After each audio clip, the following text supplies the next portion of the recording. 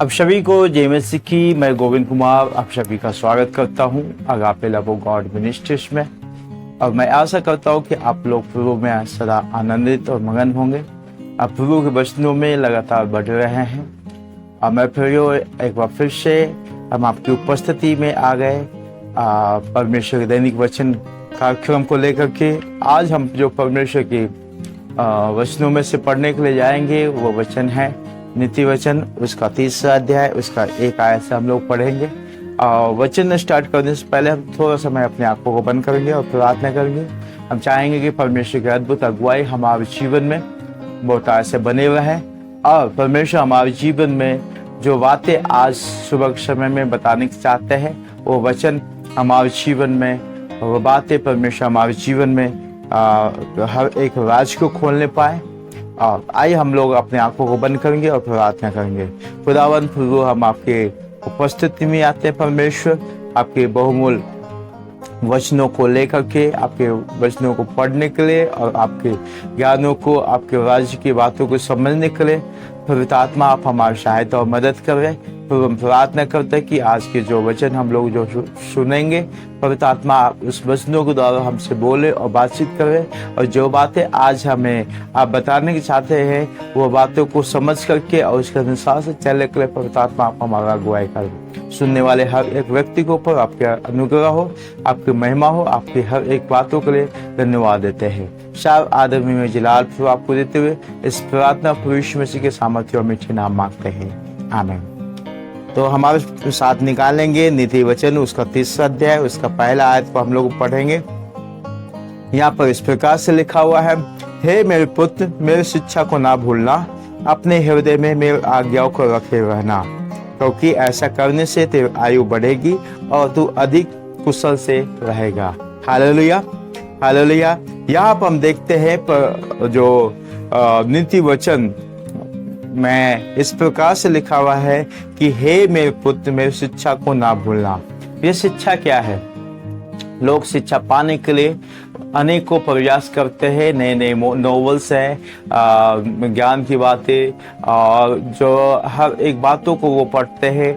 कई धार्मिक ग्रंथें पढ़ते हैं और कई बातों को वो लोग सुनते हैं और बहुत बड़े बड़े ज्ञानवानों के पास जाकर बैठते हैं। उस सारी बातों को सुनने के लिए अपने आप को मन लगाते हैं। लेकिन मैं आपको बताऊं तो यहाँ पर लिखा हुआ है, उन सारी शिक्षा को सुनने के बाद, समझने के बाद जो निचोड़ निकलता है, उसके बाद भी लोग जो है अपने जीवन में कई परेशानियों को देखते हैं, वो कई समस्याओं को अपने जीवन में देखते हैं।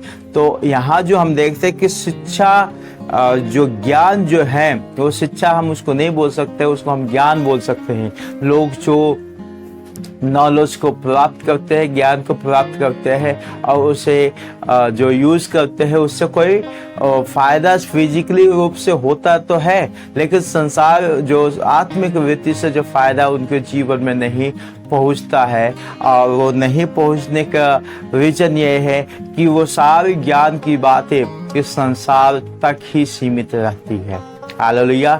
लेकिन जो हमारे आत्मा को स्ट्रेंथ करता हो, हमारे शरीर को भला चंगा करता हो और जो बातें हमारे आत्मा शरीर प्राण के लिए लाभदायक हो, वो है परमेश्वर का वचन। क्योंकि यहाँ पर साफ रीति से हम देखते हैं, यहाँ लिखा हो कि हे मेरे पुत्र, मेरी शिक्षा को ना भूलना, अपने हृदय में मेरी आज्ञाओं को रखे रहना। तो आज्ञाएं क्या है? जो हम परमेश्वर के वचन को सुनते हैं, पढ़ते हैं और उसके अनुसार से अपने जीवन को जीते हैं, तो वो परमेश्वर की आज्ञा को मानना कहलाता है। तो ऐसा जब हम करते हैं तो परमेश्वर हमसे ये कहता है कि ऐसा करने से फिर आयु बढ़ेगी और तू अधिक कुशल से रहेगा। मनुष्य के जीवन में, संपूर्ण जीवन में मनुष्य एक कार्य को करने के लिए अपने जीवन को बिता देता है। वो कार्य है कि एक अच्छा जीवन को जीना है, कुशल से जीवन को जीना है, बिना किसी बीमारी से, बिना किसी परेशानी से, बिना किसी गरीबी से या और बिना किसी समस्याओं से अपने जीवन को जीना है। और दूसरा ये है कि अपने जो वो ज़्यादा से ज़्यादा लोग ज़्यादा समय जीने के लिए मेहनत प्रयास करते हैं। वो लोग कई प्रकार की जो है अपने शरीर में सेवन करते हैं। कई आयुर्वेदिक चीज़ों को खाते हैं, कई औषधियाँ खाते हैं। कई लोग तो जिम जाते हैं अपने बॉडी को फिट करने के लिए और सारी चीज़ों को करने के लिए। मैं आपको बताऊं तो ये सब करना कोई गलत कार्य नहीं है, लेकिन इन सबसे ज़्यादा वैल्यू जो रखता है वो है परमेश्वर का वचन। क्योंकि परमेश्वर के वचन में साफ रीति से यहाँ पर लिखा हुआ है कि ऐसा करने से, यानी परमेश्वर की आज्ञा को मानने से हमारा शरीर भला चंगा रहेगा और हम अधिक कुशल से रहेंगे और हम अपने जीवन को दीर्घायु को अपने जीवन में देखने पाएंगे। परमेश्वर के अनेकों दास जो परमेश्वर के लोग कहलाते हैं, चाहे हम मूसा को ले लें, चाहे वो अब्राहम को ले लें, चाहे याकूब को ले लें, चाहे यूसुफ को ले लें, चाहे दाऊद को ले लें, इन सारे जो परमेश्वर के जन हैं अपने दीर्घायु में वो मृत्यु को प्राप्त किए।